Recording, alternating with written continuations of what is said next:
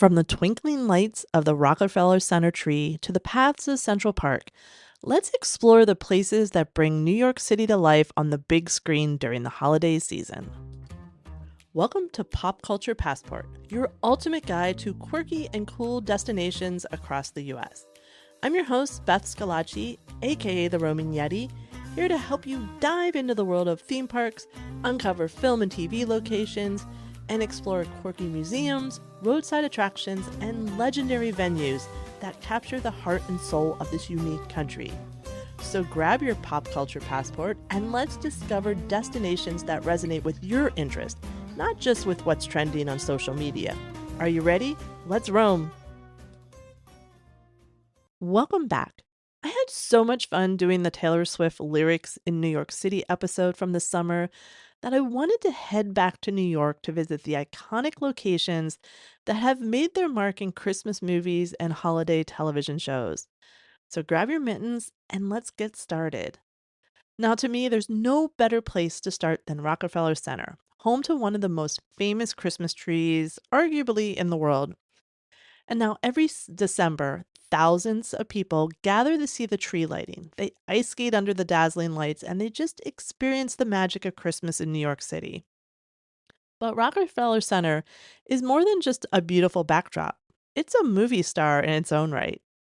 In Home Alone 2, Kevin McAllister visits the Rockefeller tree and it becomes a moment of peace and reflection for him in the city. Also, in Elf, Buddy and Jovi have their first real date here, ice skating under the tree's glow. It's a heartwarming scene that shows Buddy's wonder and innocence in this big city. Now, here are two that have a little different slant, but I couldn't not talk about Marvel. So Spider-Man can be swinging by the tree in Spider-Man No Way Home. And in the Disney Plus show Hawkeye from Marvel, they even made use of Rockefeller Center for its climatic Christmas showdown with Clint Barton and Kate Bishop fighting the tracksuit mafia. And this is also where Clint finally comes face to face with Yelena. And it just was such a incredible backdrop for such high stakes action and drama of that scene, but it was very cool. I know not everyone's a Hawkeye fan, but I was. I love that show. Next, we head to Central Park, a winter wonderland that has captured the spirit of countless movies. Now, Central Park can be stunning during the holiday with its snow-covered tree. Well, when it snows, maybe not this year for Christmas. And its open spaces, and it makes a perfect escape from the bustling city streets. Now, in Elf, as you know, this is where the final act takes place. And it's where Buddy helps Santa get his sleigh back in the air by spreading Christmas cheer. And then there's also Home Alone 2, where Kevin befriends the mysterious pigeon lady near Bethesda Fountain. And they build a bond through their shared loneliness. Now that's not it. Central Park also features predominantly in Serendipity with a romantic final scene at Woolman Rink that wraps up the love story in a magical setting. But last but not least, we can't forget Scrooged. The fountain scene where Frank Cross is transported to memories of his past gives the holiday classic a reflective moment in Central Park. So our next stop is going to be Macy's Herald Square. I mean, this is a New York City institution, especially around the holidays. Known for kicking off the holidays with the Thanksgiving Day parade, it also has extravagant holiday window displays. It's really just a central player in the Christmas spirit of New York. The holiday classic Miracle on 34th Street, of course, takes place here. It features Kris Kringle as the store's Santa and creates a story that has kept viewers and readers believing in the magic of Christmas for generations. I love this movie and it has always been one of my favorites. I remember visiting Macy's as a kid, and to me, that's the real Santa. This is not one of his helpers like you see at all the other malls and stores. No, Macy's has the real Santa. I said what I said. In Elf, though the department store is portrayed as Gimbals, Macy's Herald Square inspired the setting for Buddy's Christmas decorating spree, transforming it overnight into a festive New North Pole scene. The idea of a bustling, busy holiday shopping center adds a touch of nostalgia and magic and just reminds us of the simple joys of the holiday and shopping in the city. Up next is the Empire State Building. Now, no matter what time of year, this is a must see for any first time visitor to New York City. But during the holidays, it lights up in red and green and becomes part of the city's festive decor. In Elf, Buddy's father works here, and some of the film's funniest moments happen as Buddy navigates life in the towering skyscraper. Another movie that uses Empire State Building in a holiday setting, though not specifically Christmas. Yeah, I'm gonna make a stretch here and there. Just bear with me. But in Sleepless in Seattle, this is where the climatic scene of the movie happens on New Year's Eve. Close enough to Christmas, right? The iconic landmark gives each scene an elevated feeling, reminding us that the romance and family are as tall and enduring as the city's skyline. Now, I've been told, I have not been here, but no holiday trip through New York City would be complete without a stop at the Plaza Hotel. This luxurious hotel, located near Central Park, has been the setting for countless iconic films. In Home Alone 2, Kevin stays here, charming the staff and having the time of his life as he outsmarts those thieves once again. The plaza even offers a special Home Alone experience package around the holidays, and it invites fans to stay and relive Kevin's adventures in one of New York City's most luxurious settings. So I had to look it up. What's in this package? Well, it has a 4-hour private limousine tour, and it gives you a ride around New York City visiting iconic filming locations. There is a cheese pizza to have during your limo ride. And you get an in-room Home Alone sundae, which apparently is a 16-scoop ice cream sundae similar to the one Kevin enjoyed during his stay at the plaza. I have no idea how much this cost, but it sure sounds like a lot of fun. The plaza is also featured in Eloise at Christmas time, where the holiday antics of the little girl living in the hotel bring laughter and heartwarming holiday cheer. The plaza, again, has this timeless elegance, and it just makes it a natural choice for filmmakers to capture the holiday magic of New York. Now, of course, you knew I was going to say this too. The plaza also offers an enchanting Eloise suite experience. So, this package includes accommodations in the Eloise suite, which is a room designed by fashion designer Betsy Johnson, adorned in Eloise's signature pink and black palette, featuring custom bedding, a sparkly pink headboard, and playful decor. There is a Eloise gift bag. There are welcome sweets and pink lemonade upon arrival. And there's an optional nanny suite. So, for an additional fee, guests can bring an adjoining nanny Edwardian suite, which includes champagne and chocolate truffles. Just a little extra space and luxury. Again, I have no idea what this cost. Um, I'm guessing since I don't know, it's probably too much for my budget. But if you're looking to probably splurge, check it out. If you check it out or you know someone who's done this, please let me know. I want to hear the details.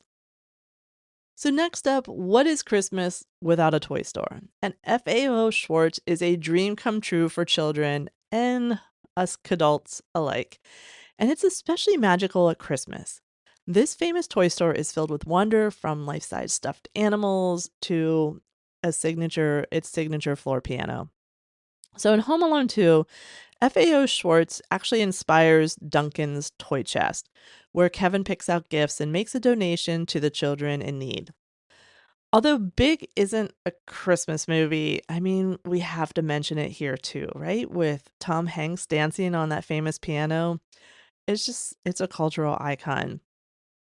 And I know it's not strictly Christmas, but it's just the joy of FAO Schwarz, and it just resonates deeply with this time of year. And I wasn't able to completely confirm this, but I believe the fight scene in Hawkeye between Kate Bishop and Kingpin also takes place in FAO Schwarz.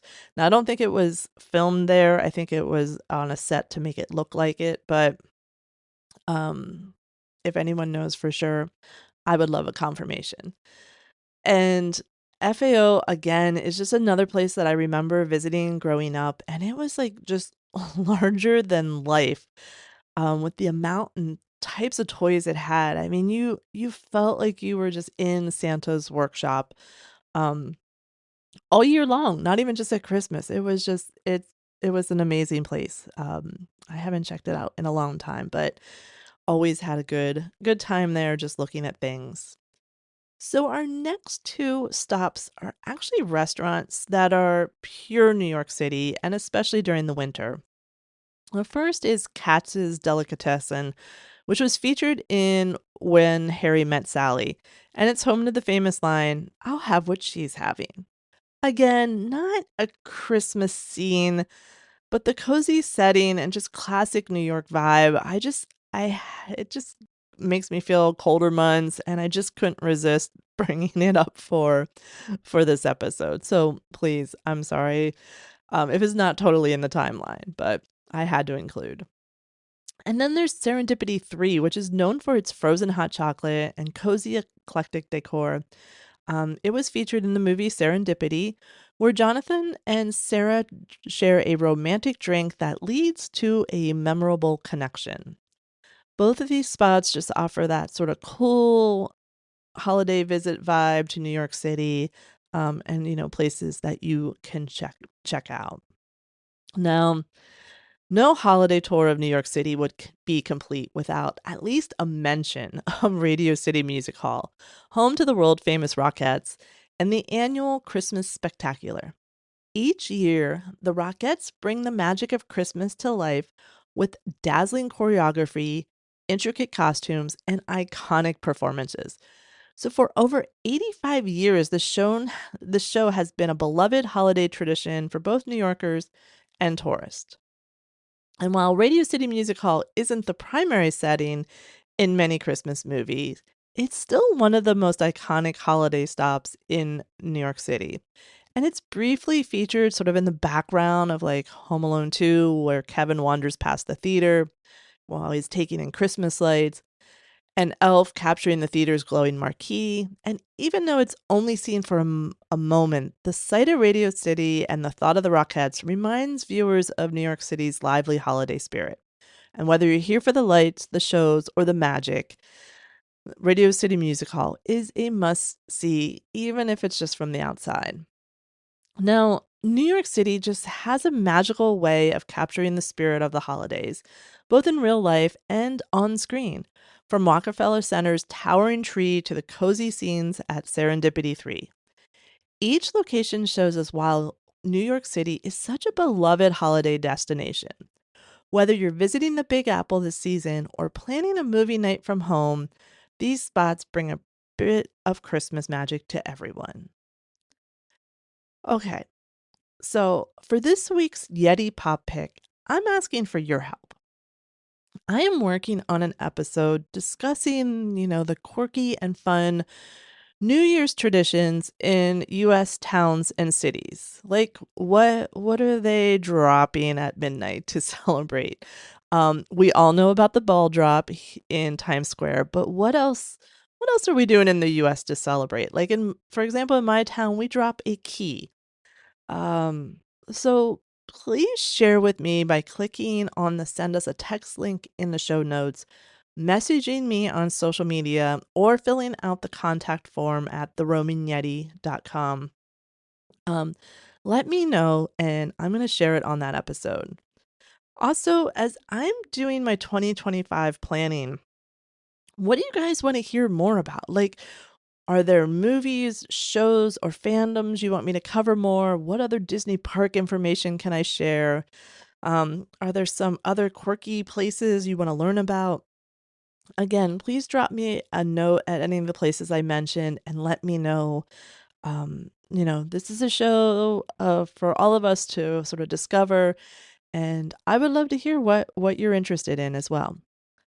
And with that, we add another stamp to our pop culture passport. I hope that this episode inspires you to get out and explore all that is quirky and cool, even in your own backyard. Follow, download, and subscribe so you don't miss future episodes. Tell a friend and leave a review if you like what we're doing. It really helps the show grow and get in front of more people. So please leave a review if you haven't. That would be like the perfect holiday gift for me, is if you leave a review on Apple Podcasts, please. You can also follow me on Instagram or Facebook. Just search for The Roaming Yeti. Keep roaming and finding your fun.